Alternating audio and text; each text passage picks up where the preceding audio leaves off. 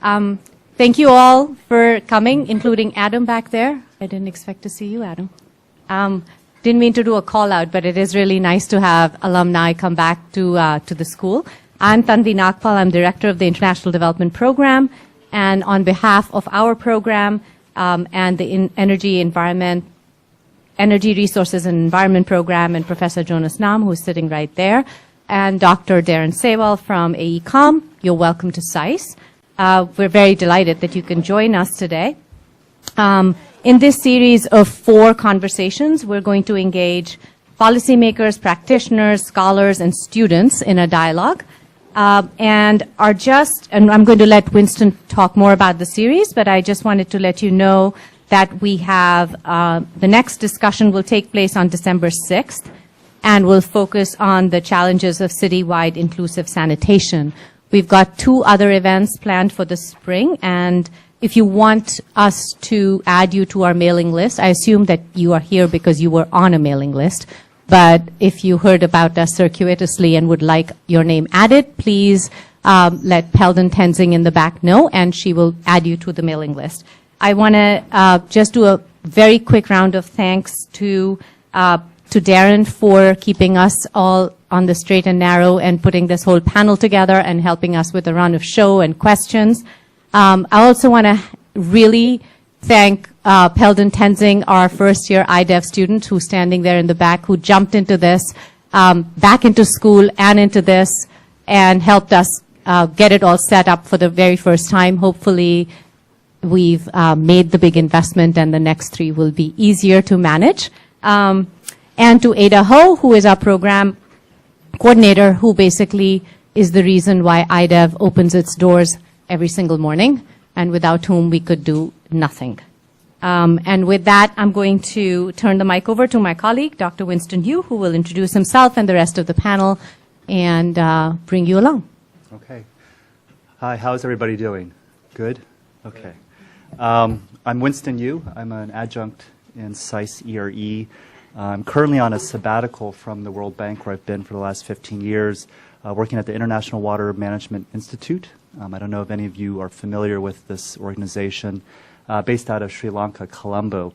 Let me just jump right into this topic of integrated urban water management. Maybe with a show of hands, who here has heard about IUWM? Okay, so some of you. Well, the objective of this talk today is to explore a little bit about what does IUWM mean, what does it look like in practice, and whether or not there are some shared principles and lessons learned that we could gather from our esteemed colleagues here. Now, before I introduce the panelists, I want to tee off the discussion with just a few slides from my experiences. I think in terms of integrated urban water management, it goes without saying that cities, I think we can all agree, are important, right? Important engines of growth when we think about jobs, when we think about greenhouse gas emissions, when we think about consumption of resources, cities, right? And when we look into the future and we think about increasing urbanization, where people will be, cities will be at the heart of it, okay? And so it goes without saying that this idea of integrated urban water management is indeed a relevant issue.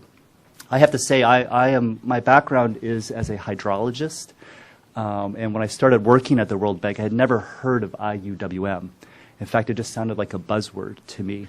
But then I started to work in Poland, and actually worked in Poland with several AECOM colleagues. This is a picture from floods in 1997. I don't know if any of you were around or remembered 1997. These were, throughout Europe, there were quite extensive floods. And you know, you don't need to go very far to find images of flooding in urban areas. Okay. The thing I want to show you is this.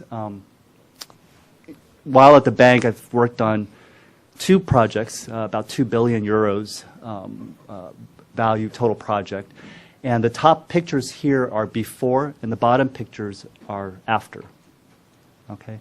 When I first started working on this project, you know, my singular intent was to protect this city of Wrocław, which is in Poland. It's a western city not too far from Berlin, to protect the city from future floods. Okay? The 1997 was what was called the 1 in 1,000 flood, so a very rare event. But the destruction of that flood was enormous.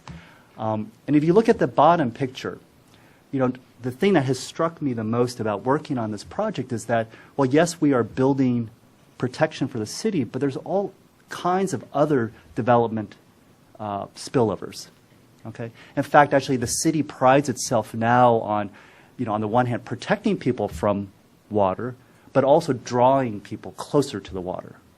Okay? And I know that may sound like, a strange dichotomy, but, from an economic perspective, now this city, which is, one of, it's Europe's most beautiful cities in terms of tourism. You go there and you see all these enterprises that have started all along the rivers, new shops, new restaurants. There's all kinds of boating activities. It's really kind of an amazing thing. And it made me realize that, yes, I'm here as a hydrologist to protect the city, but there's so much more. Same thing with this image here, before and after. Last thing I want to mention, we know that with rapid and unplanned urban growth, climate variability, ineffective water management practices, all of these things make it hard for cities to deal with water scarcity, flooding, a whole range of issues. This is our project implementation arrangements. Okay. Now, you all are not aghast. Why aren't you all falling off your seats? I mean, the reality is when you work in a city, okay, there is no single body that you have to work with. Okay, in this particular project, each one of these lines represents a communication between, let's say, the conservator, the people who are interested in conservation of monuments, to traffic, to urban services, to schools. I mean, I can't impress upon you how many complaints we got from people, just from people who organize traffic. When you were doing construction in the city, all the disruption. Okay? And so when we think about integrated urban water management, I think one of the questions I'll pose to our panelists are, how do we do this? Okay. Okay. So with that, we have 4 panelists. I'll start from my left and move to my right. We've got Nagaraja Harshadeep. People just call him Harsh. He's our lead environment specialist at the World Bank. Harsh and I have known each other for 20 plus years now. 28. Okay. He's the reason I'm at the World. He's the reason I'm at the World Bank, and so I blame him every day for my existence. But wonderful colleagues work throughout South Asia, Africa. I think you've hit every continent except LAC. LAC. Okay. No, LAC, I just was. Oh, you're okay. Okay. I think all of you know Tanvi, right? Okay. Mona, who was formerly with USAID, who's now, no? AECOM. Formerly with USAID. Were you formerly bureau chief? No. Ah, okay. Sorry. I have some wrong information here. Sorry. Mona from... I've been chief of party for a number of projects, but never USA. Not for AD. Ah, okay. Mona from AECOM and Vikram also from AECOM. So what we will do is we'll first start with some opening statements, okay? And then I will have some specific questions for each of them. In the meantime, we will be circulating some cards. Let's see, is Tenzing. Tenzing, is she there? Yeah, she's here. Tenzing has them. Okay, so you'll circulate the cards as people are talking? Okay. If you have questions as you hear people speaking, write them down. We'll collect them in about half an hour or so, and we'll try to address all your questions. So I think the questions we thought we would put forward is, again, we hear the words IUWM quite frequently. In my field of hydrology and water resources, we hear IWRM, Integrated Water Resources Management. And I think there's always this question, are these just buzzwords? What does IWM mean to you? Why does or should it matter? And how can IUWM help us to think and do our work in urban areas differently? Okay, so I think what we'll do is we'll start with Harshadeep on the left and move our way to the right.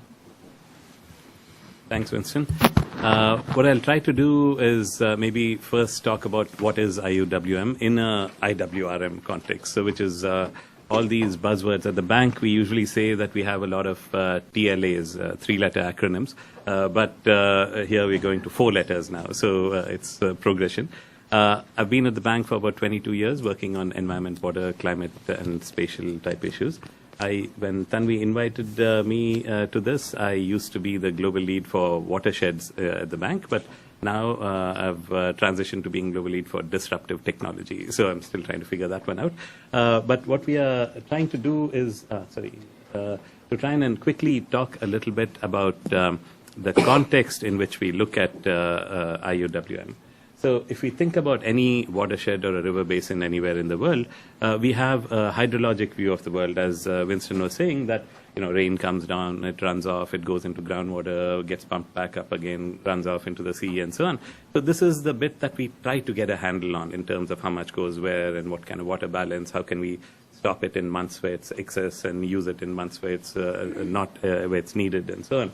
But what makes it more challenging is that we have users of water. So if we have rain-fed agriculture, we usually have an agriculture department that goes with that.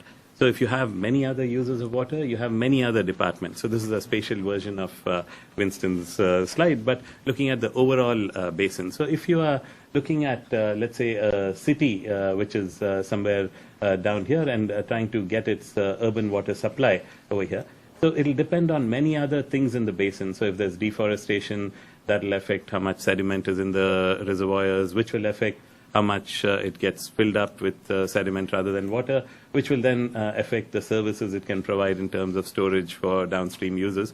And everything you touch is tied up with everything else. So the pollution upstream will affect the water quality downstream. The issues of, let's say, a lot of irrigation use upstream will affect the amount that's left behind for environment or water, drinking water purposes, and so on downstream. So there needs to be a way in which a lot of this basin or a watershed is thought of as one entity to be looked at from planning and management point of view.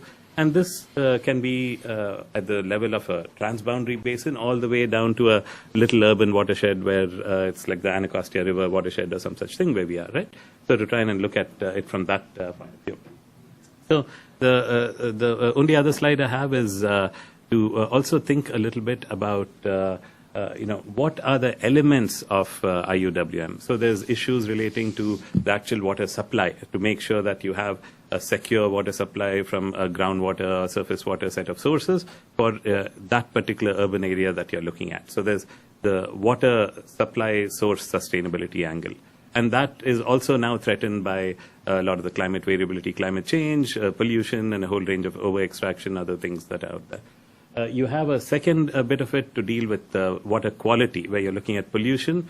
Could be even whether it's wastewater from agriculture, which is non-point sources, like fertilizers and so on, or it could be from industry or domestic wastes and so on.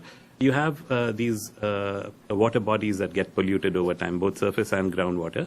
Plus, even solid waste today can become the BOD tomorrow, in the sense that by dissolving in water and becoming more of a pollutant. Right? Then there's the issue of urban flooding, which is an issue which only recently a lot of our countries have started grappling with, as Winston showed. And this is in the slightly more developed part of the world which we are looking at, which Winston showed. But many other places where we work, it's a routine thing that happens every year. And the whole idea is to try and see how to better buffer the resilience against this.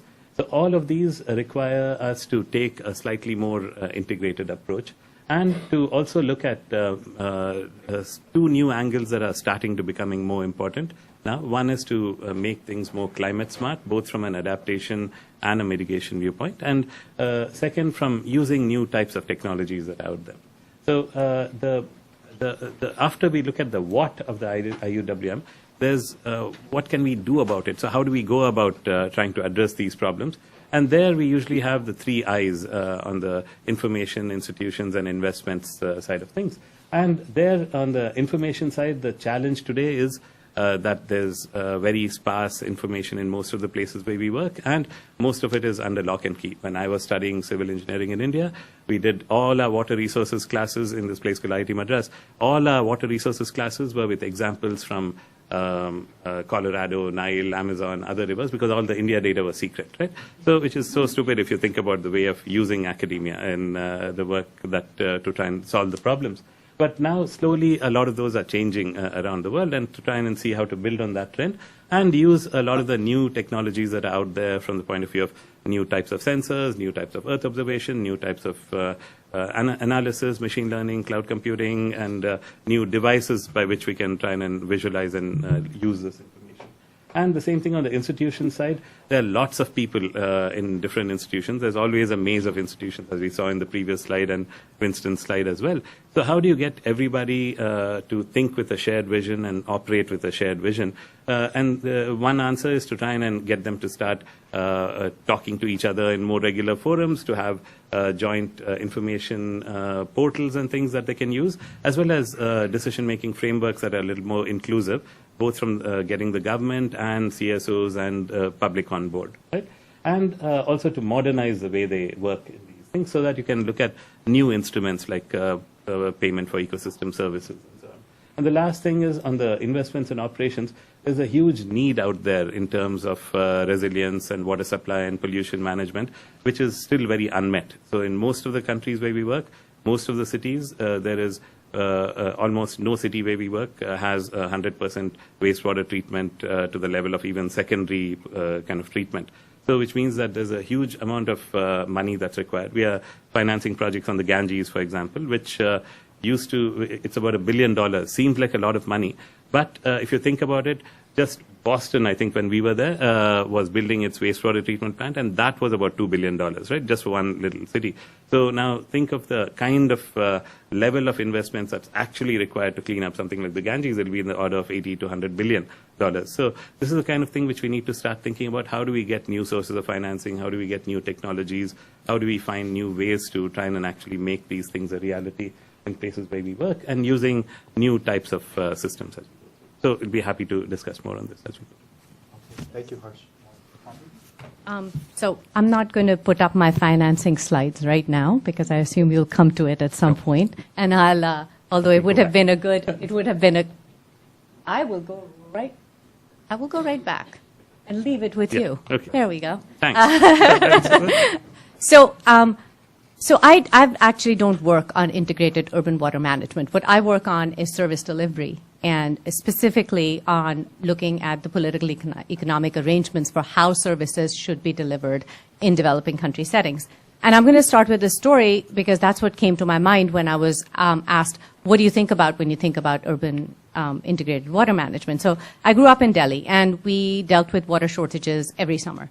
Every single summer there'd be a week when you wouldn't get water, and eventually the water would come and you'd fill it all up and in buckets because that's all you needed, because you wouldn't get it for a day or two and then the water would finally show up. This was a problem, but now it's the norm. So this year temperatures in Delhi soared above 40 degrees Celsius for the entire 3 weeks that I was there. And there were entire neighborhoods in Delhi that got absolutely no water. They had to get all of their water tanked in. And this was happening at exactly the same time that the mall down the street was watering its gardens and very inefficiently cooling this large mall.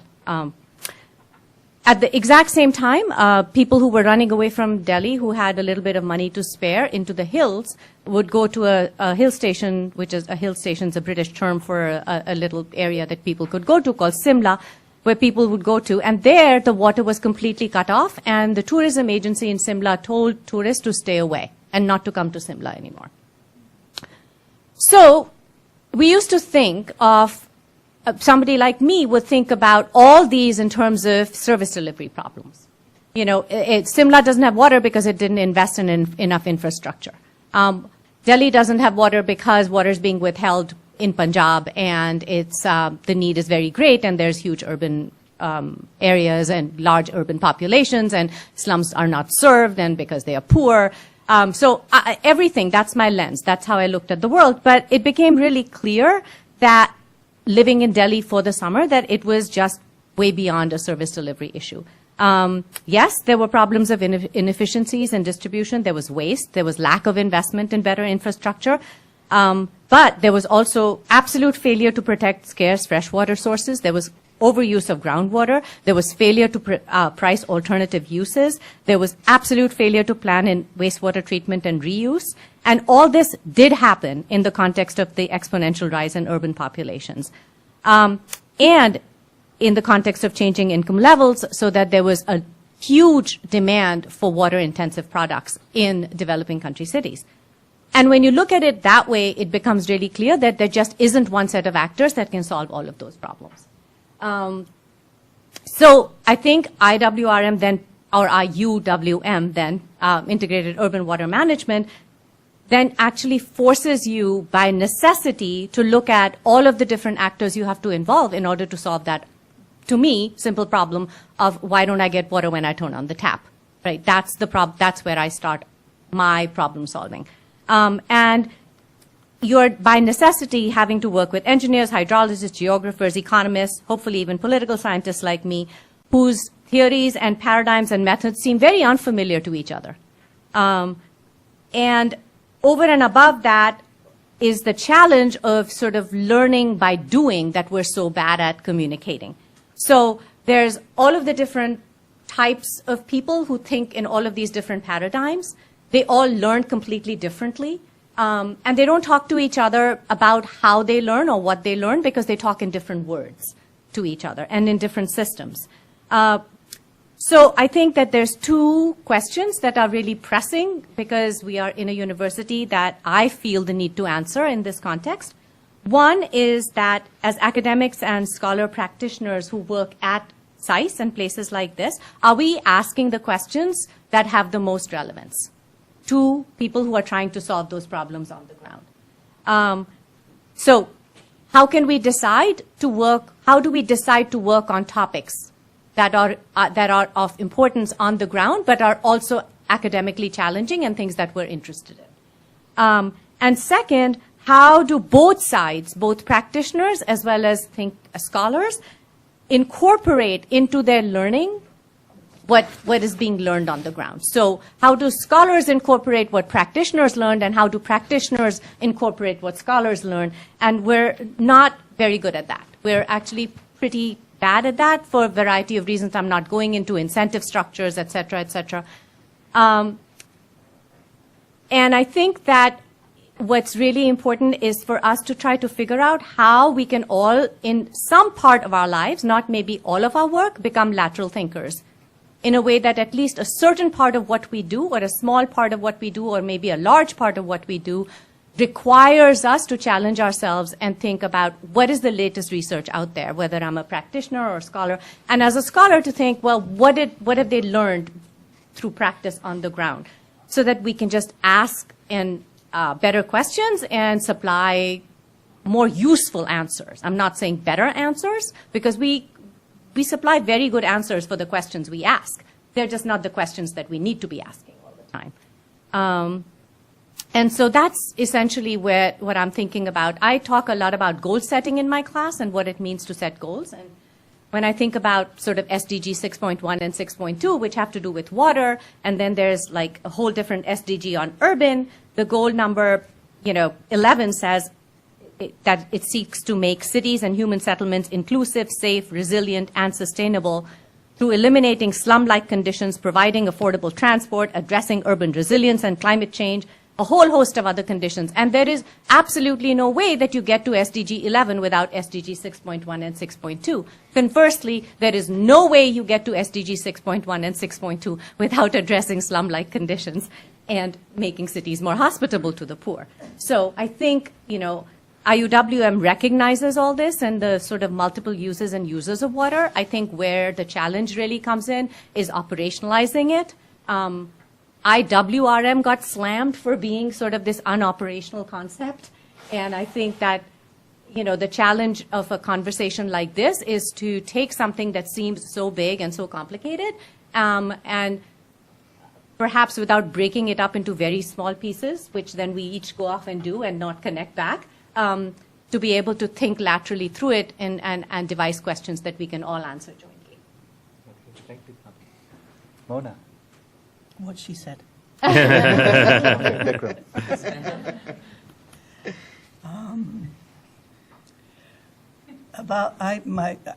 sorry, losing my voice here. My background actually has absolutely nothing to do with water other than the fact that I've been working in water for the last 20 years. Can you hear me? I'm sorry. Okay.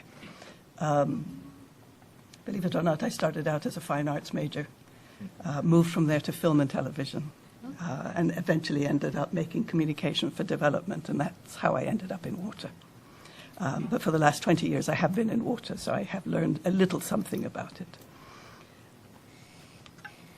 I've also been privileged to work in a number of different countries, so I have a fair amount of background, at least in the experiences that different countries have. I have always been a practitioner. Okay? I have not been a policymaker. I wish I had that kind of background, but I'm not. About 3 years, I've been the last few years in the Philippines, where we were implementing a project for USAID called Be Secure. And Be Secure is one of those kitsch names that USAID comes up with. We had Be Secure, we had Be Wiser, we had Be Leader. Each one of these was a different kind of project, but ours was Be Secure. And it was intended to bring increase water access to a number of different areas in the Philippines.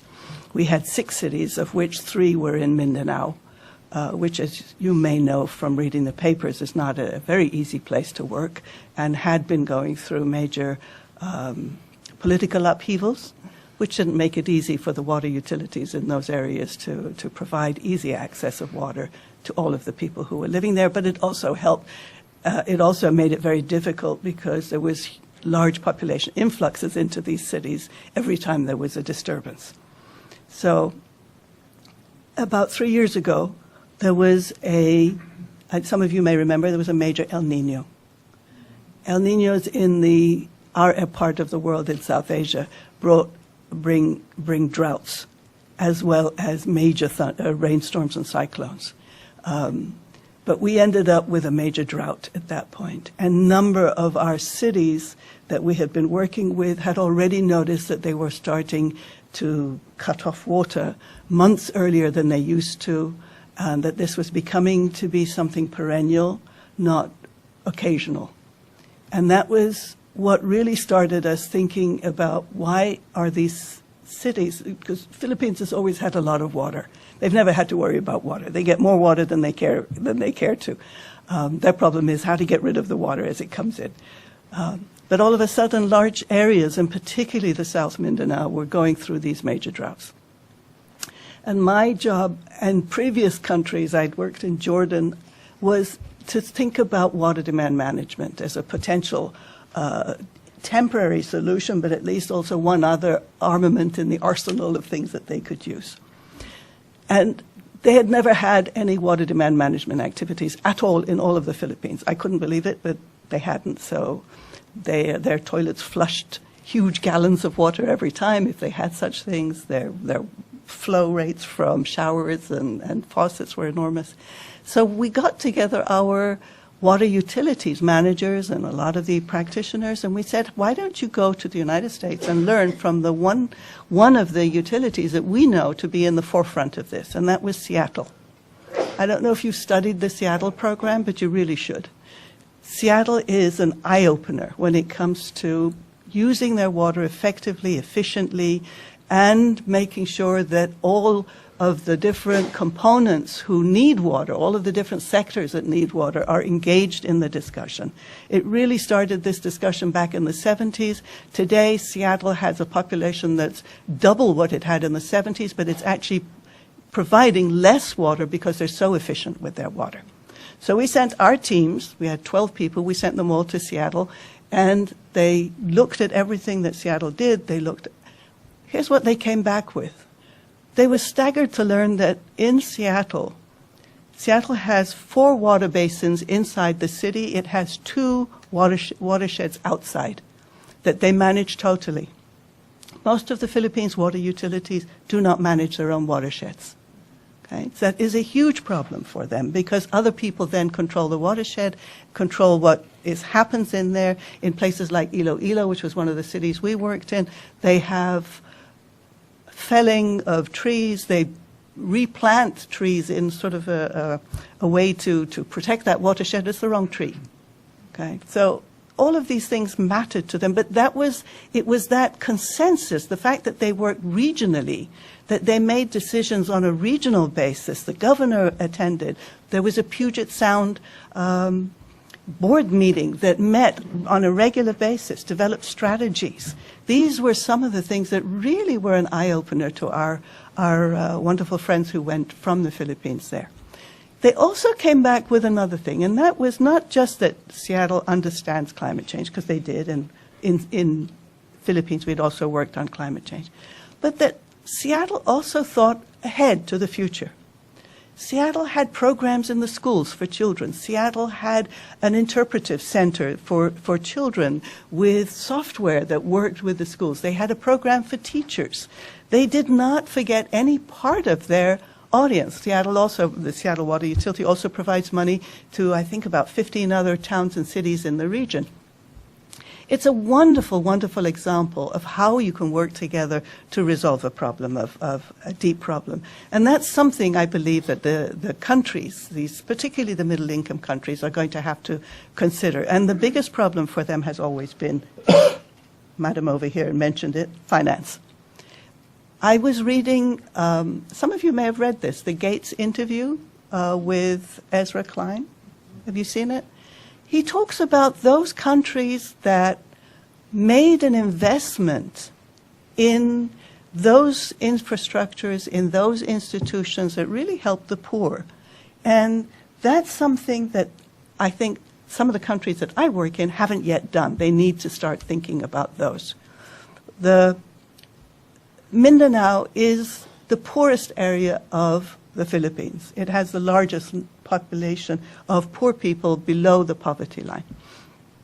It's not a surprise that it is that way, but it means that the government of Philippines needs to start thinking about the governance aspects of what they do. And I think that's going to be the holdup. It's not population that drives water access or loss of water access. It's not just economic developments. It's the governance. It's the systems that need to be changed. We were very fortunate in the Philippines. I love your slide with all of those different going every which way. We had 95 partners by the time we finished our project in the Philippines. When I was working in Jordan, we had 85. You just cannot do this kind of work without bringing in as many people as you possibly can. My preference now, I have great engineers I work with. I have great managers I work with. But my preference now is to look out for who are the people that are still being disenfranchised. Where's the inequality in the system, and how do we address those? So for me, IUWM helps me to think about all of these different parts and put it all together. The one thing I had hoped to bring for you was a video that we had produced, which would have appealed to this audience, I think, actually, on for young people. I don't know if you're aware of it, but in the Philippines, 60% of the population is actually under 25 or close to it. That's a lot of young people who are growing up, getting married, making decisions. Philippines also has one of the highest rates of education in the world. Beats the United States even. It's got 96%, I think.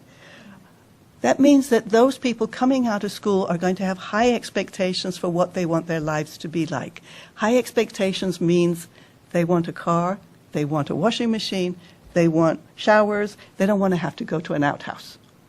Okay? And that includes really everybody. So the expectations for what a needs are going to simply increase in time. And unless you begin to start that process of inclusion, of inclusionary discussion, you aren't going to get there. So that was my experience there. I will go back to some of these things about later on, but that was what I wanted to share with you at the moment. Look up Seattle. Look up Bill Gates. Okay, thank you, Mona. Vikram? Sure. My background is more urban than water, and the way I look at IUWM is actually from the climate angle. While there's a debate somewhere in town whether climate change is real or not, people are feeling it every day. There are cities out there that are really being impacted by climate change today. And that's where I come into IUWM. And I'd everything that all of my panelist colleagues have said here, I'd like to take that and put a climate screen on it and see what it really looks like. So could we go back to Harsha's slide on what it looks like? So I'll address each of those and see. This one's fine. Okay, This one over here. So we've got urbanization, we've got densification, we've got problems of, increasing problems in the water cycle, the urban water cycle. But then you have climate change on top of that. And then what does that do? The most immediate impact that we are witnessing in the world right now is, in terms of climate variability, is the changing the seasonality of rainfall. Rainfall patterns are shifting dramatically. I don't think there is a study on how much it's changing, but what is happening is that cities are not getting less rainfall. They're getting the same amount of rainfall in a much shorter span of time. So where the monsoon in India was between 4 and 6 months, has gotten shortened to about between 2 and 4 months. So the Mumbai floods, if you see some of the images that came out of the Mumbai floods, there's a waterfall down a railway station, and that's because Mumbai suddenly got 3 months worth of rainfall in less than 3 days. Washington, D.C. this year has got more rainfall than we've ever got, right? So that's what climate change is doing to urban centers. And what does that do? So, if you talk about urban flooding, that's the #1 problem that we are seeing coming out of climate change. But there are other factors to it. It's exacerbated by loss of green areas, by more hard surfaces, and actually it's exacerbated by another factor, which is also driven by climate change, is the urban heat effect. As we get more heat waves, and it's true that heat waves kill more people than cold waves do, historically in the United States that's been always true, heat waves also create the reverse effect where they peak the demand for water. So just as Tanu was talking about the mall down the road using inefficient ways of cooling, that's what it does, is that increases the amount of water that you do. South Africa was in the news very recently. They're one of the biggest cities is running out of water, and that's because of the continuous heat effect that city had, the heat stress. The next thing that is happening is that the repeated cycles of extensive amounts of rainfall, heat, and drought is stressing out urban infrastructure. And what that does is, and these are things that you will never think of, under Sandy, when Sandy happened in New York City, do you know what was the biggest impact on the region of New York? Was restoring power supply, because all the transformers were on the ground, and the ground was flooded. So they couldn't put the transformers back on. So Bloomberg put together a plan that would raise all the transformers off the ground. New York City has that kind of money. Manila, no. I was in Manila 3 years ago, and we were polling the people in there. We had a workshop about 100 people, and one in 5 people, 20% of the people in that workshop had been in a flooding event in the last year. So that's the extent of flooding that you're getting in these urban centers. So that's the extent of stress that is being put on urban infrastructure due to these repeated events that are climate related. And then finally, I've talked a little bit about pollution is a very big factor, and pollution impacts things that you would never think of. We're working in the city of Surat in India, and they are having a flooding issue, and Surat doesn't get that much rain compared to other parts of India. And it turns out that it's because they're dumping solid waste in the drainage channels. So, it's an urban governance issue, as Mona was talking about, but it's also, when you get a drainage channel that's already blocked with solid waste and you get excess amounts of rain, the impact is more flooding. And then finally, the social sustainability part of it. What this does is it goes back to the sources of water supply. Tanvi talked about growing up in Delhi. I grew up in Delhi as well. I grew up after Tanvi did, and I kid you not, from 3 days of no water, we had gone to 2 weeks of no water by the time it was my turn in Delhi. And in fact, over the last 3 decades, Delhi's water table has fallen more than 120 feet. That is enormous. But there's reason for hope, though. In the last 10 years, Delhi's water table has actually gone up 30 feet. And that is because of a particular measure that the Delhi government put in, is that all new developments will have to do a water harvesting initiative. So all group housing schemes have to put in these water harvesting tanks. And that's been a success. So, it's a little pocket of success. It's not all gloom and doom. There's hope here. And I want to get to the hope part of it eventually. But that is the essence of what we're talking about with climate, is that ultimately the disruption in the urban water cycle is affecting water sources. Rivers are polluted, water tables are sinking, and most importantly, even where you have sources of good water, good groundwater or surface water, the demand is so high that you're not being able to keep up. So that's what if you put the lens of climate on Harsha's framework, that's what we're talking about. I'll stop there and maybe get to some of the solutions later on in the discussion. Okay, great, thank you. As the moderator, I'm going to actually change things up a little bit. We were going to go into a moderated dialogue, but first I want to say, is there any questions? Did anyone write anything down on their card? Yes? Yeah, or you could just go ahead. I'm at Seaworthheim with the Naval Postgraduate School, but back in '83 I was asked to bring some people together to talk about energy, and ended up creating something called the Energy Conversation here in Washington, and we managed to get the line in Bush's State of the Union in '06, the nation has a problem, we're addicted to oil.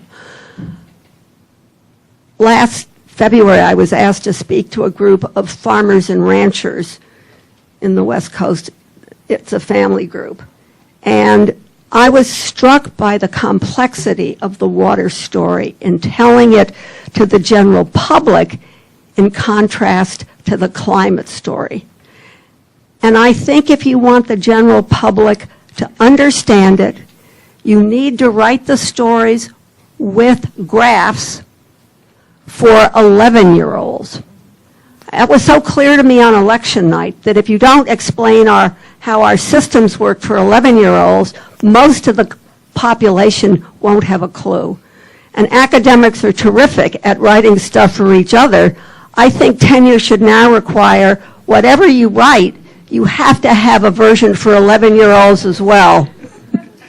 And this is because we now live in a world of lifetime learning for everyone. I could go on. I don't want to do that. Yeah, I don't know if, just a quick response from my end. At the bank, Harsh and I have an old colleague who used to always say that, the problem with researchers is they don't practice, and the problem with practitioners is they don't read. And so, I think going back to Tanvi's questions about how do you take research, make it applicable, how do you make sure that you've got the right questions. Is there anyone on the panel who wants to? Maybe just a quick note on this. This is something we've also noticed that, for example, at the bank, we are very good at churning out publications, right? And we find more and more that nobody reads stuff much anymore. Although every now and then you'll get this runaway hit that's out there. Like recently we got something on DACA, which has 1 million downloads, which is more than all the other publications that we had, any other publication. Using the burn. Yeah, that's true too. That's the thing but the thing is, where we are going with this is to say, can we change the way in which you package information and make it accessible? So we're thinking about a new range of these interactive ebooks, for example, that we're trying to do interactive graphs, maps, text, and other things to communicate to a general audience as well, not to have something that's right. To sixth grade classes. Sure. If they understand Yeah, it. no, exactly. No, that's precisely, I think, the way to go about this, because the thing is, all of us, even though we may know a particular topic really well, we may not know another topic even to the 6th grade level, right? So that's the way to try and put everybody on the same level playing field, is to communicate the basics of the complexity of a topic in a way in which it can be understood, and also to use new platforms. For example, at the bank, we have something called the Open Learning Campus, which is like a Coursera or edX for development, which we are trying to get off the ground, to use those as ways in which you can communicate that to different types of stakeholders. So anyway, we can talk about more.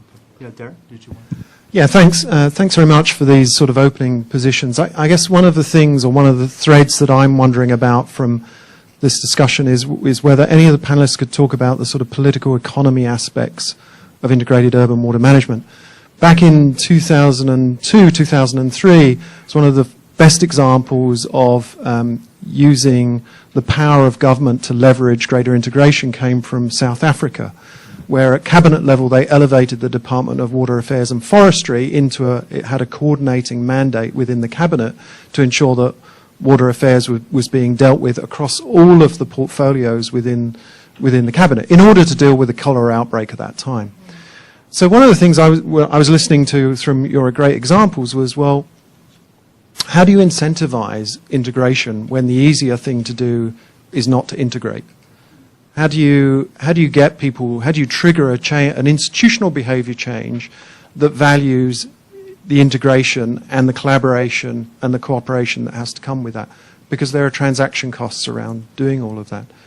Mona, you were talking about you had 95 partners in the Be Secure program. How do you manage 95 partners, different expectations? How do you keep them all on the same road? So I guess my question is about political economy and managing institutions and their incentives towards thinking across disciplines rather than within their own silos. Hi, I'm Jahangir. I'm a former student over here. So my question is, it's interesting that you talked about Philippines and Mindanao, and then you compare it to Seattle, but they are different market structures to it as well, building up on the governance structure as well, but there are different market utilities that people actually pay in one place to have water supplied to them. Is that the case in Philippines first? And in comparing it to other places like South Asia, how do you define a tariff for this market utility or utility, the product that you're giving out? You want to start, Mona? Just to answer Jahangir's question, yes, in the Philippines they do pay for their water, and that's also one of the problems.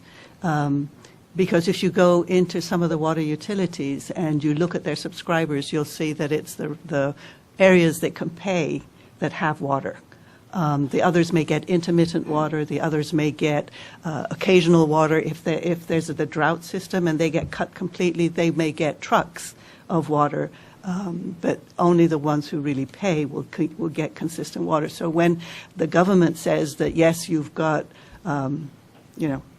90% in this area who have access to water, they're basing it on the fact that there is a water utility, not looking at the depth within that to see who actually has water, how much, or how often do they get it, et cetera, et cetera. So that's still a problem. That's going to be a problem until they begin to expand. There was never any incentive for them to expand. Most of these utilities are government agencies. They're employed by the government. They're not private. So they have to. So they have no incentive to expand their systems. In Iloilo, when we went in and we talked about if you use water demand management, you could save some water and you might be able to reach more people with the water that you already have. And the engineer I was speaking with said, but why would we do that? We've already got our salaries paid. We've already got our... There was no reason to move further out. So those are the kinds of things that we kind of have to sit with them and talk with them and luckily, there's always at least a champion. You can find a mayor who is very excited about suddenly seeing things move in her town, particularly those who have problems. We were blessed in our project because blessed, that's not a good thing to say. We had some major climate issues that came up. We had what was the Superstorm 2, Super Typhoon Yolanda? We had Yolanda, thank you. And our project ended up having to help to rebuild the water systems in Yolanda, rebuild schools, rebuild everything. So we had learnings that we could take from that. We had the incredible drought that followed up with the El Nino, and where parts of our area were getting no water at all, their streams had dried up, and others were getting inundated in short but massive rainfalls. So we learned a lot, and I think one of the reasons we worked well with changing some of the policies was because we immediately started, right from day one, hiring the Manila Observatory, which is actually it's the oldest weather station in the world. It predates anything in the United States. Manila Observatory did our climate forecast for us, and managed to get the forecast down from region to 25 kilometers for each of our cities. So they knew exactly where there was going to be heavy rainfall, where there were going to be floods, where there was going to be mudslides. And then we went back in with these, having presented these to them, then we went back and said, all right, now we can help you to change the policies that will avoid building on these areas or avoid, that water stream, et cetera, et cetera. So there were ways to get around some of this. Anyone on the panel want to speak Just- to this I- political economy question? Just a very quick note, and I'm not, again, going to go into financing, but I'll do it whenever the time is right, because because they're two separate issues. So the first thing is that I think there is a growing recognition that both capital improvements and gains in efficiency and any kind of improvement can overlook the poor. And so it has to be, so all sort of equitable interventions have to be deliberate. And there has to be a mandate at the policy level for that to happen. And then programs have to be designed, whether that's extending utility connections and figuring out how to do that for the poor, or understanding how long-term subsidies are going to be provided so that utilities continue to serve the poor. That just has to happen in a very deliberate fashion. And I think there is a growing recognition of that at the bank as well as among donors writ large. Part of, I think, and then I think in the context of integrated urban water management, I think of equity not just amongst the rich and the poor today, but also in terms of intergenerational equity, because essentially what we're doing is we're prioritizing consumption today over consumption in the future.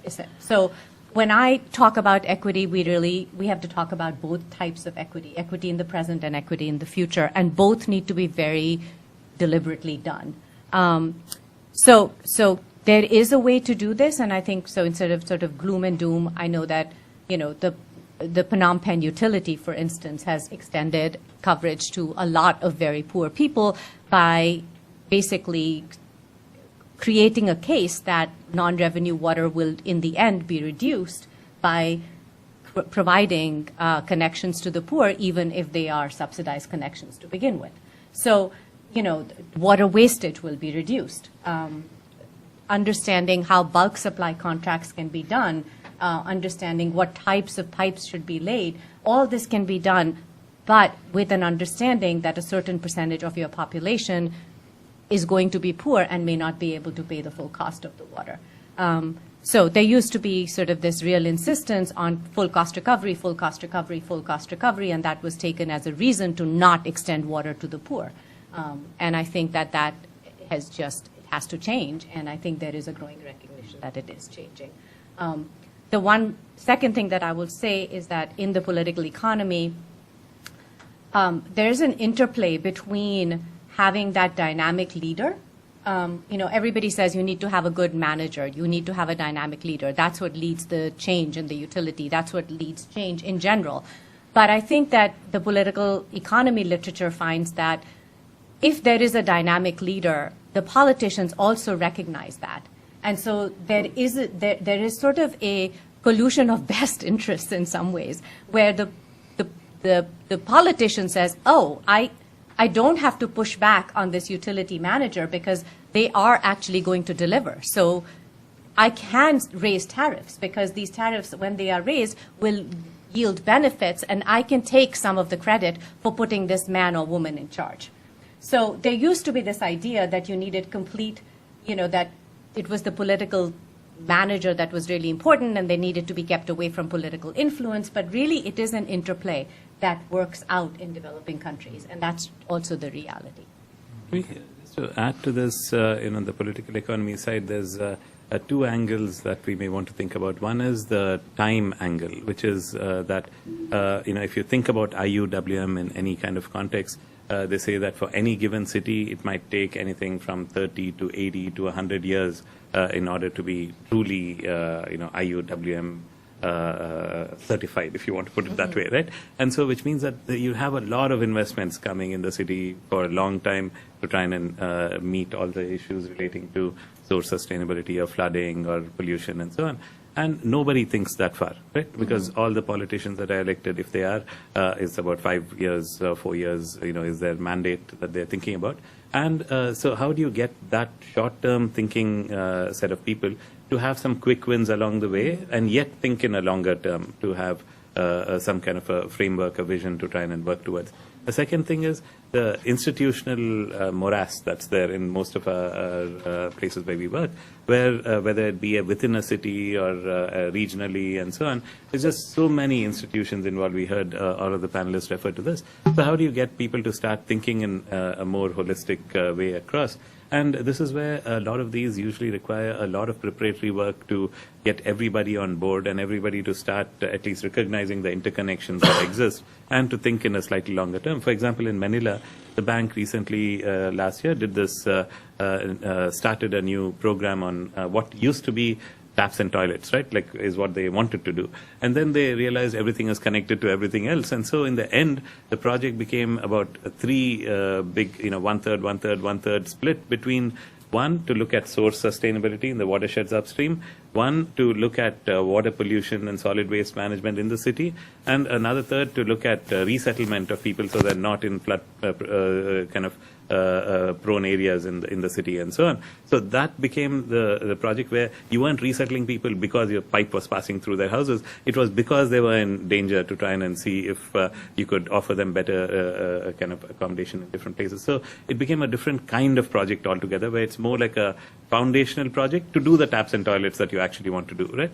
So a lot of these thinking is changing now. And also, as people are better equipped to learn from global good practice and be better connected to what's out there and what people are thinking about each of these types of elements, they get new ideas in terms of what the city has done, what that city has done, how does green infrastructure fit in with the grey infrastructure that we have.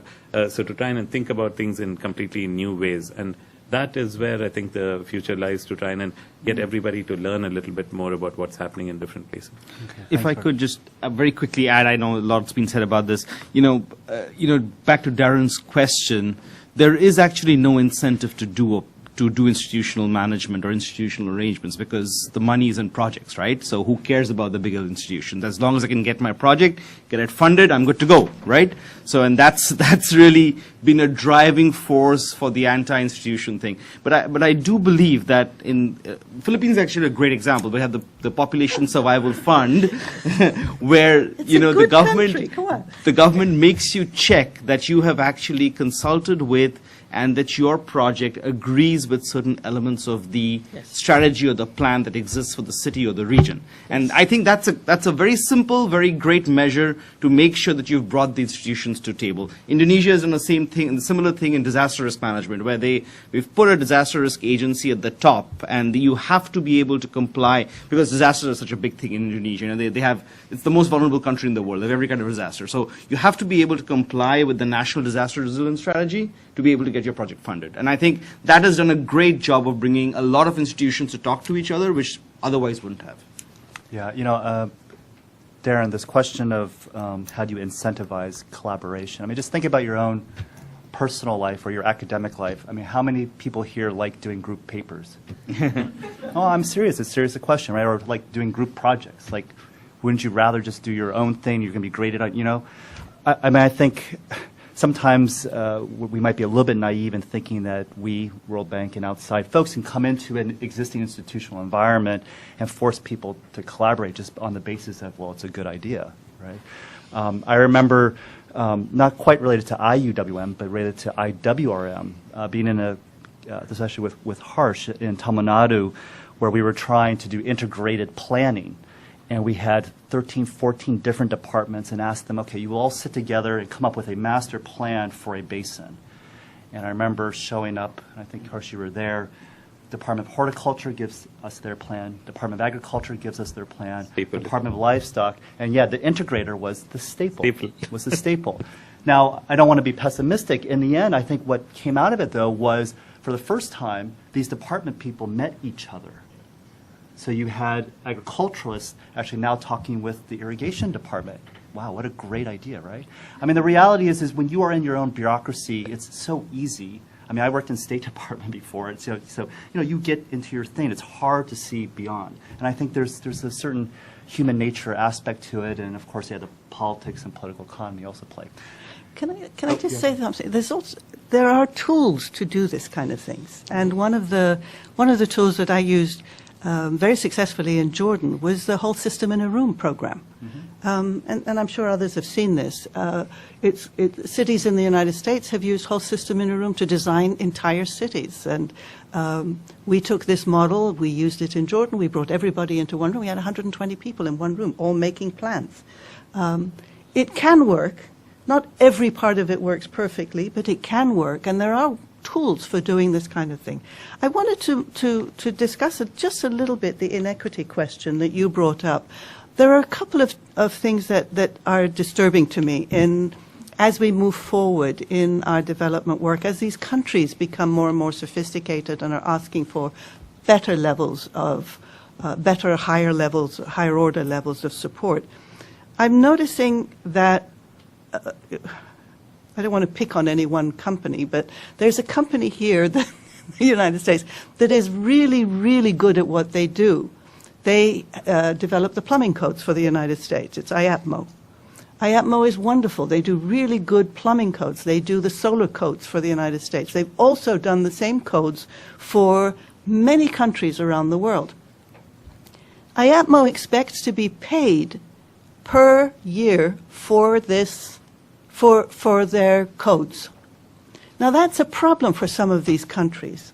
They don't want to be completely, for the rest of their lives, sort of having to pay an outside agency. I'm seeing the same thing with, you mentioned new technologies in cloud-based digital work with pipes. Those are often proprietary. And that means the country is then stuck with this group for the rest of their lives. So for me, finding those agencies that are willing to say up front that they will not, that their work is not proprietary, is as important to me as getting sort of the best proprietary arrangement around. Okay? And sometimes you can do that. Even when people are proprietary, people like IAPMO, they're perfectly willing to come and do trainings.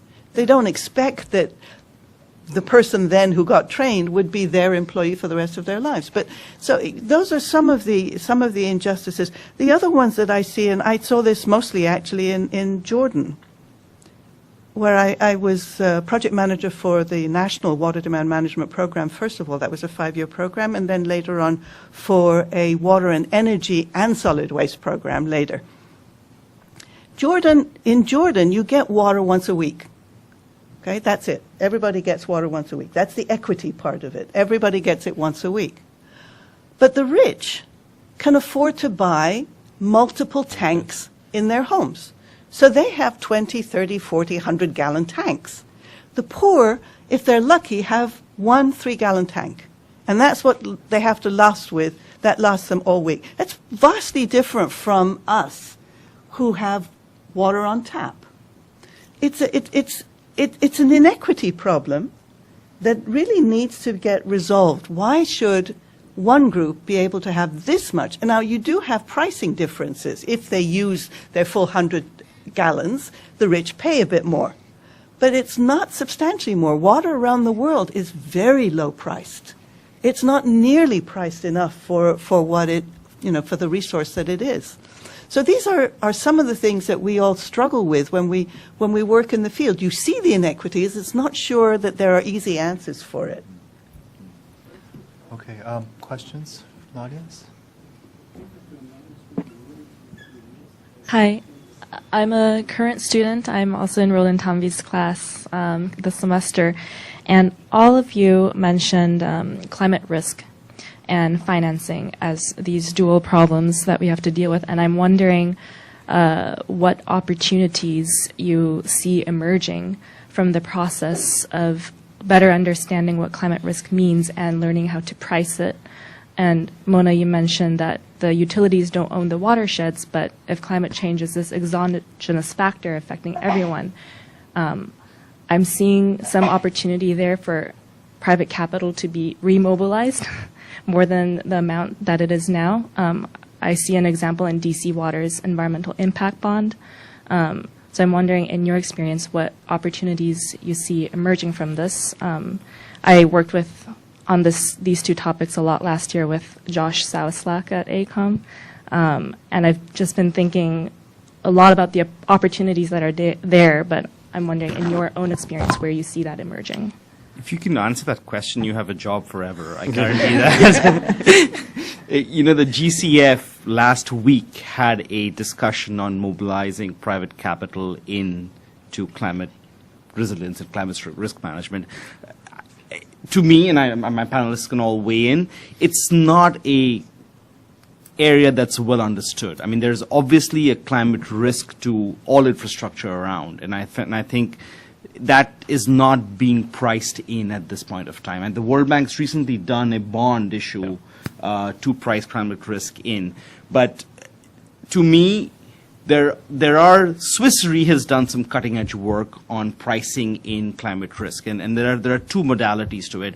Number one is doing what your health care plan does. That if you do preventative care or preventative maintenance, you get a discount on your policy. So there are bonds that will pay you out. So if you have people in floodplains, you rezone the floodplain, you move people out, the insurance company pays out.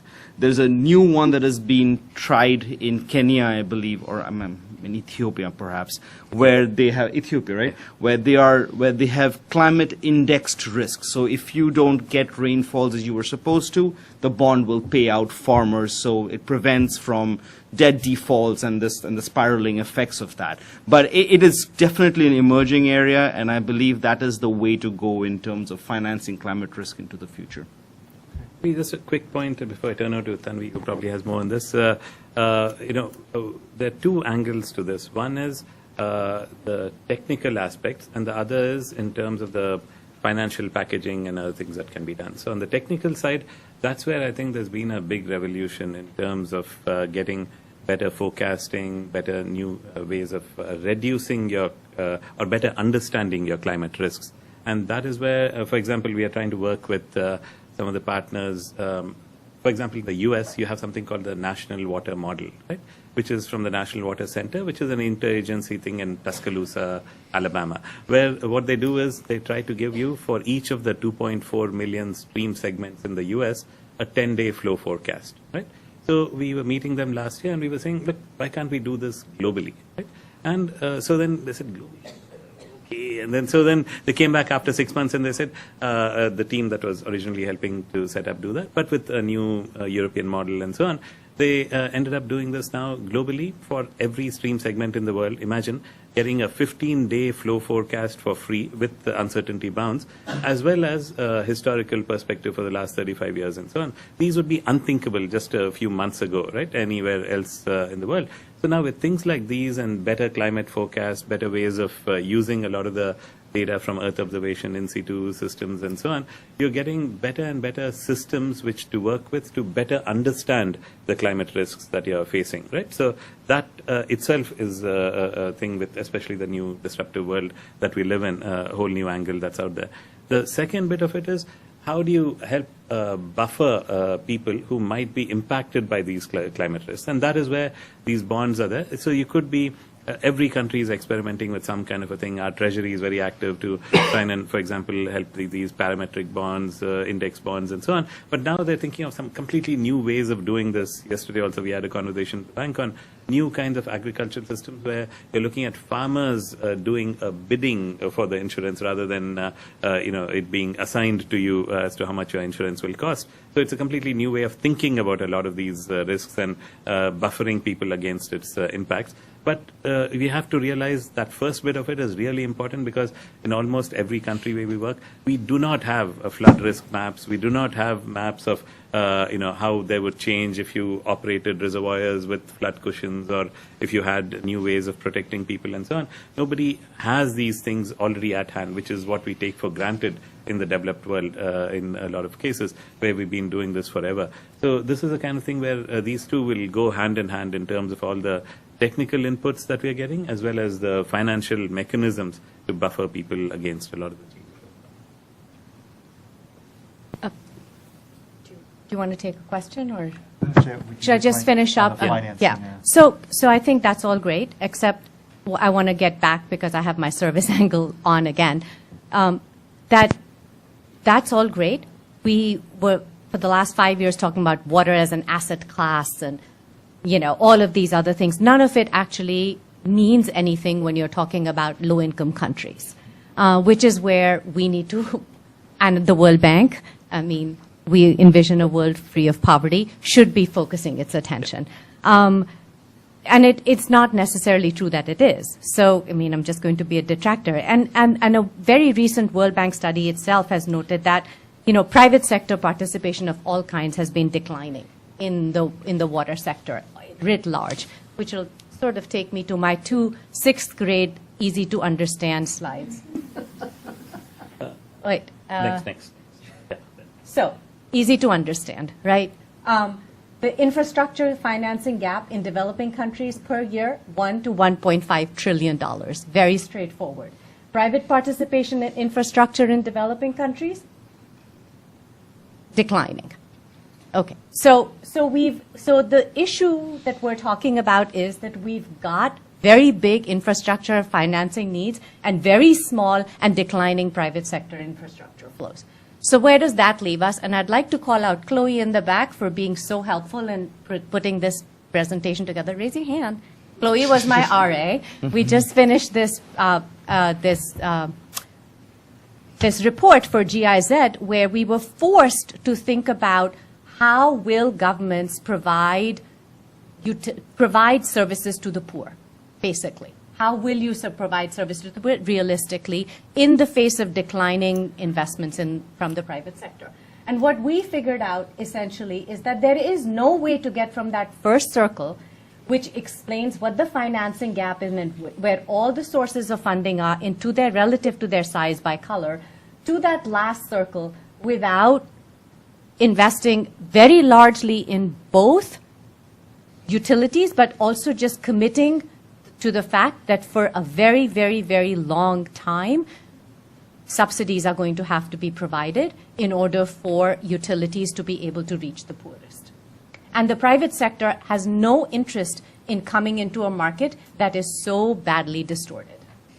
So it's just a reality of the situation that we've kind of tried to present over here. And it's okay to add that commercial capital when you've figured out how your utilities work and cover costs, and when your tax base has increased.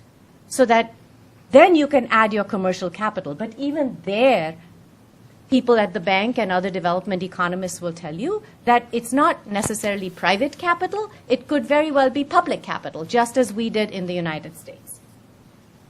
So Marianne Fay at the World Bank just did a big study that said that if you had to choose between private capital and public capital in your public infrastructure investments, you might well choose public capital over private capital. So I just think that there is sort of this idea of the financing gap and where it's going to be met. And I think we have to take off our rose-colored glasses and know that at some point that financing gap has to be met with own resources.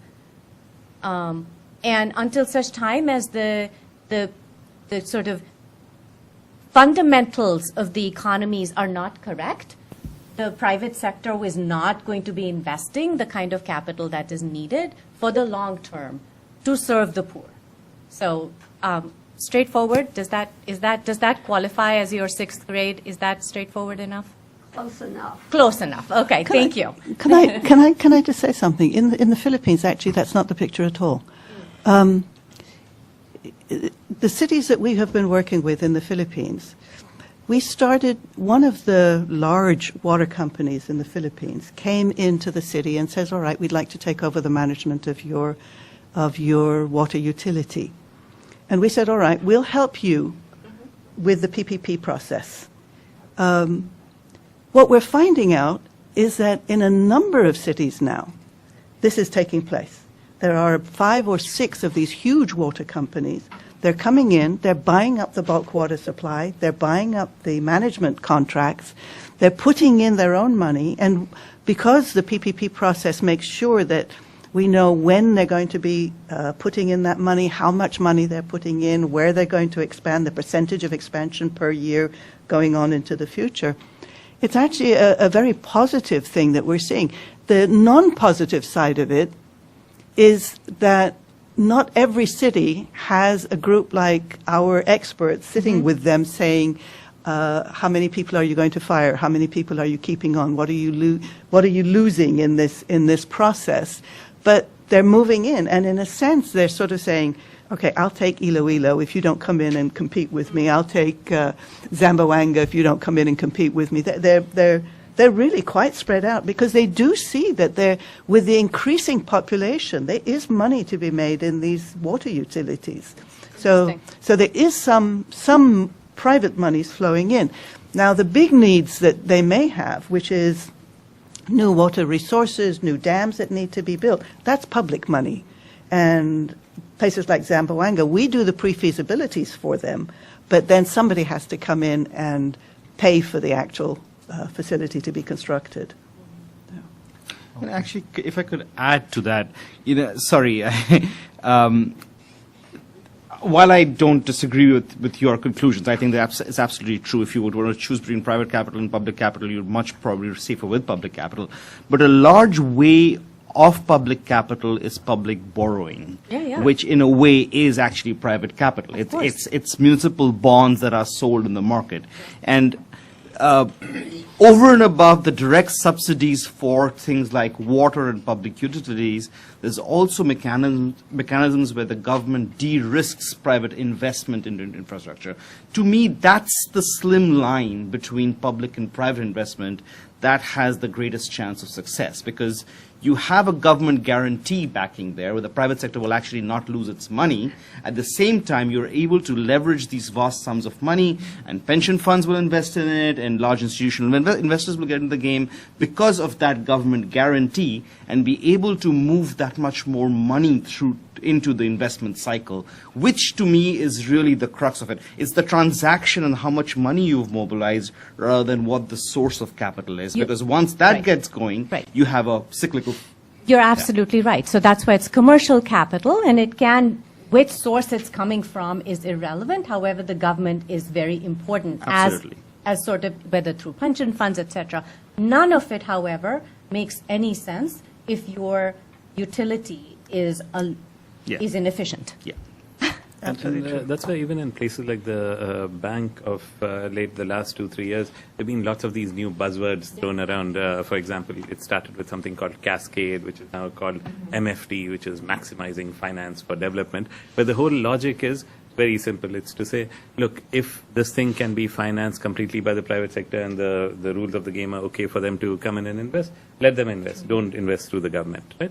The second thing is, if they don't want to invest, find why they are not investing, and try to see, is it policies, is it guarantees, is it other things which will help them invest, and to try and do that. And only if the first two are no's, then to try and do public sector investments to try and do this, because the need is huge, as we've looked at, right? So the only way this will get satisfied in any semblance in the future is if you mobilize private capital in ways which are unprecedented, right? So, and that's where can you leverage more private sector capital through public sector capital to do things which the private sector wouldn't do, or to develop ways of attracting the capital in ways in which you can guarantee resources in other ways, or reduce the hydrologic risks. Okay. Additional questions from the audience?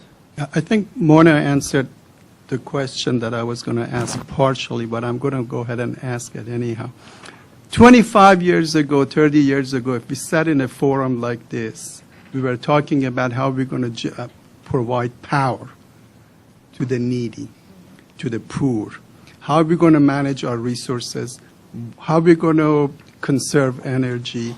Where the funding is going to come from it? We haven't solved the problem completely, but we are much further than we were 30 years ago. Are there lessons that can be learned from what we did in power sector? I think providing concessions is might be one of the answers. But are there other questions? And related to that, do you see a need for changing regulations, even in this country?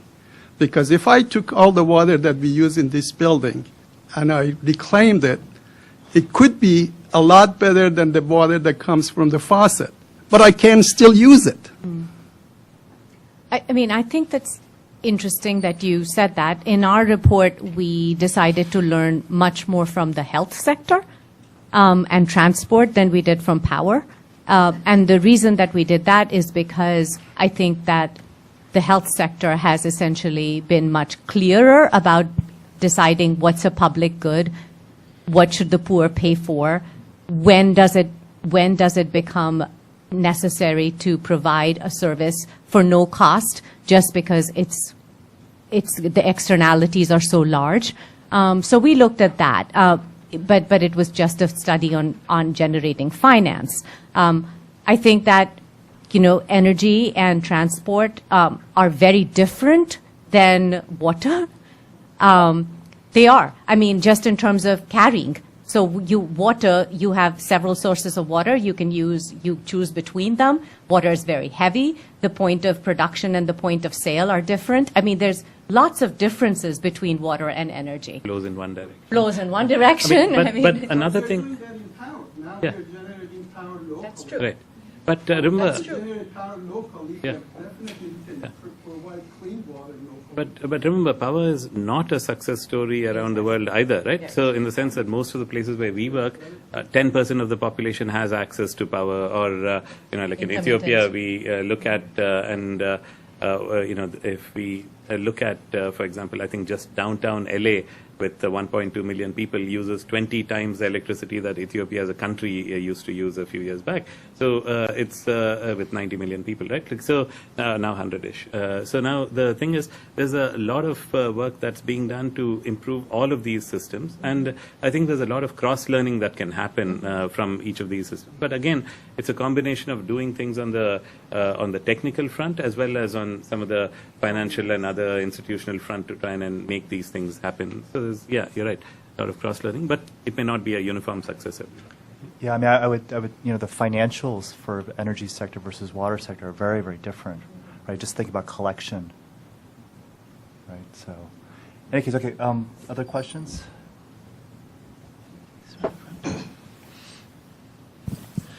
Good evening, panelists. Honored to be here.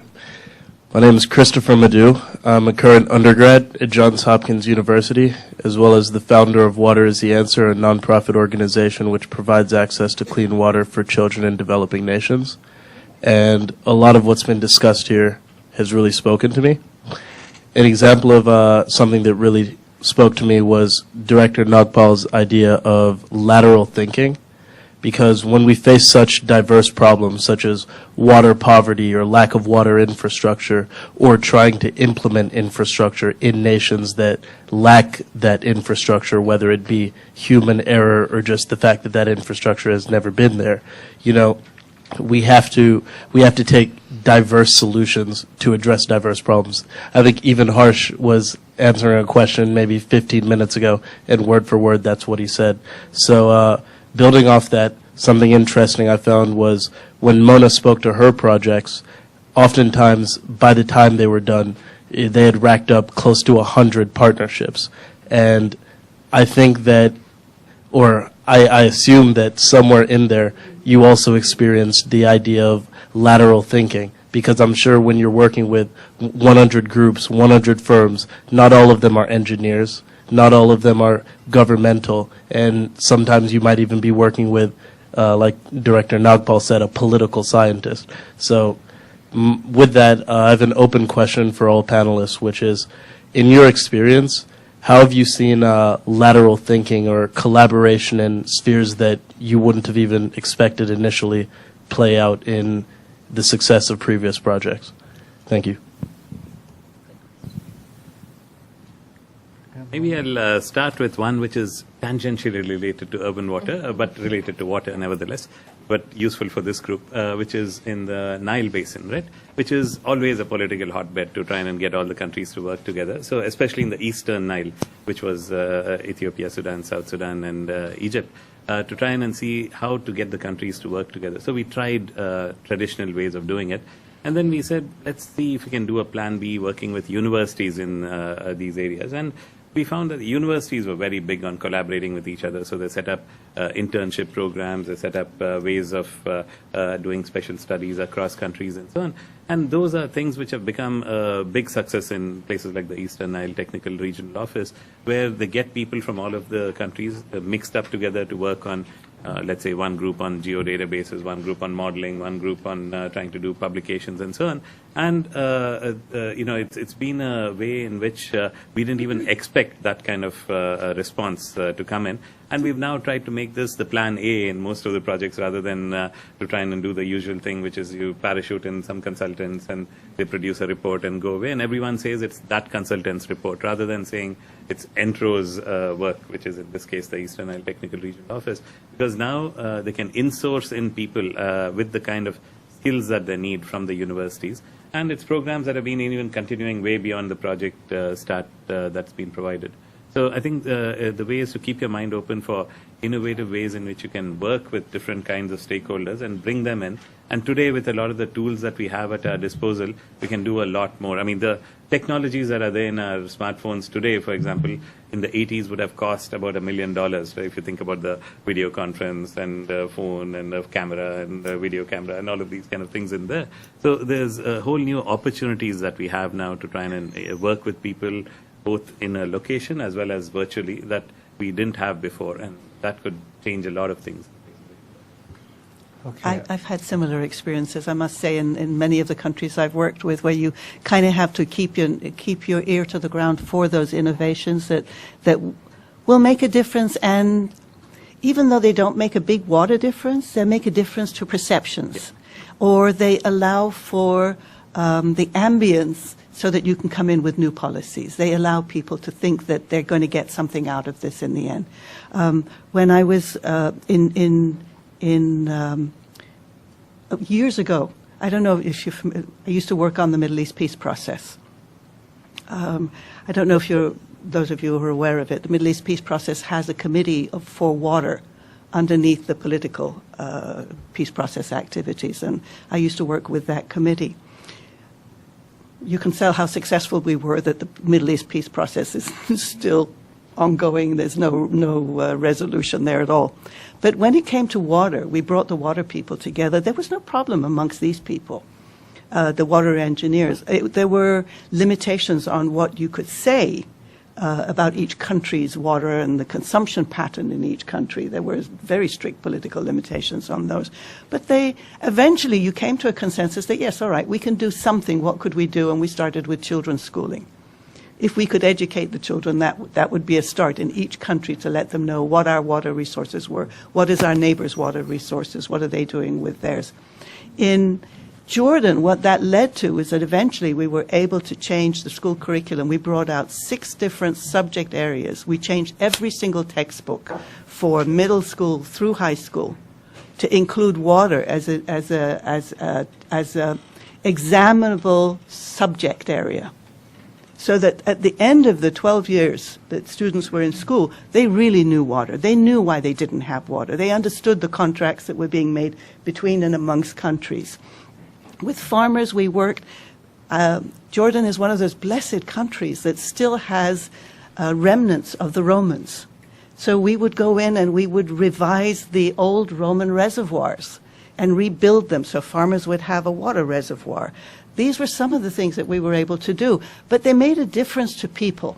And as a consequence of that, they were able then to accept other kinds of changes. And I think that really made a difference. The last one that we did, again in Jordan, we understood that when a family calls a plumber, if they need one, generally it's the woman that's at home during the day.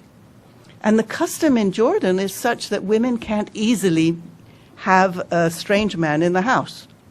So my project years ago started a women's plumbing program, And we taught women how to be plumbers. At first, it was just a small program. We revised the plumbing, the vocational school laboratories so that women could get in there, so they could learn. Now they have a whole water-wise program that IWA, I believe, also sponsors. So it's huge now. But it started with just my thinking that maybe we could do a Tupperware party, but for water. You could sell women little aerators, or you could provide them with a little book that helped to teach children about water. That little book led to us setting up a system of rural libraries, because there were no rural libraries. And we put these books into each town that we worked in, and eventually rural libraries grew up. You make friends with the population. It's the relationships that allow you to open up things. Okay. If I can add, Hello. Okay, this will have to be the last question, so make it a good one. It's a good one. Okay. I work with a nonprofit. We have been implementing comprehensive water programs in East Africa for the past 12 years. And one of the biggest challenges that we have seen in these 12 years is actually the functionality, the reliability, and the maintainability of water points. Therefore, in the past 3-4 years, we have formulated an operation maintenance system in place, actually without subsidies. And what we have found is that the poor people can actually pay, but they don't trust the system. They don't trust the government. They don't trust the service providers. And this has been a big challenge. One of the issues, however, we face is that the district level at times may not want to support an operation maintenance system in place. Because if they're getting a budget from the national government, who may be getting funding from the World Bank or other donors, if they see that the functionality is going up, then their budget actually goes down. And the lack of enforcement at the district level in the rural communities, because that's the context where we work, is just not there. And if you don't have any enforcement from the government, it makes it very difficult for the other stakeholders actually to be able to have a viable system in place that can address the functionality of water points.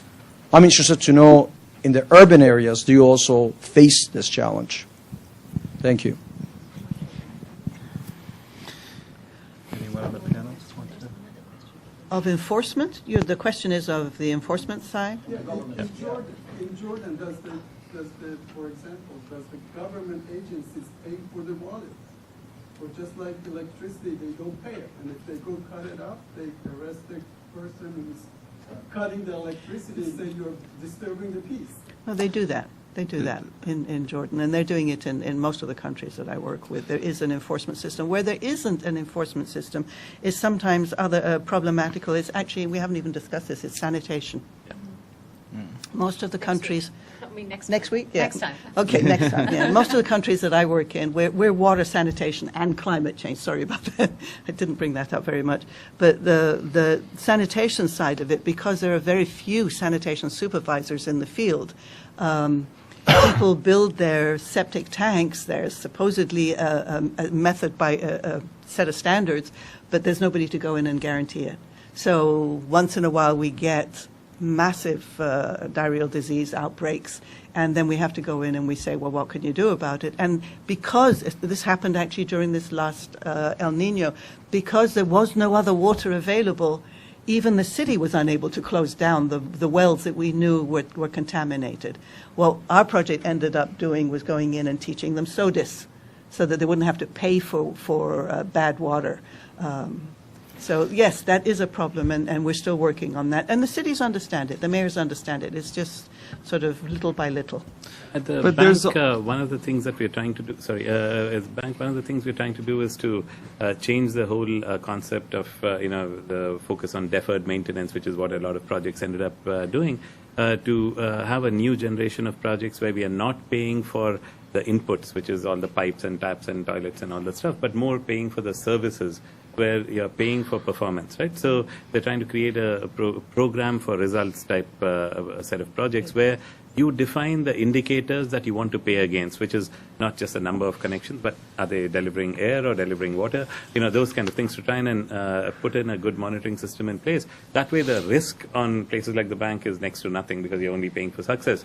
But it puts a lot of onus on clients to try and make sure that the projects are not just A for effort type projects, but actually delivering the services that are there. And slowly they're trying to build this into even regular projects which are not fully P4R by creating what are called DLIs, disbursement linked indicators, which are also similar in concept in terms of within a regular project have one or two indicators, which could be on data sharing, it could be on actual performance of results and so on, to try and do that. So those, I think, are ways in which some of those issues can be addressed in a more systemic type manner. Okay, I'm sorry, but it's we've run out of time.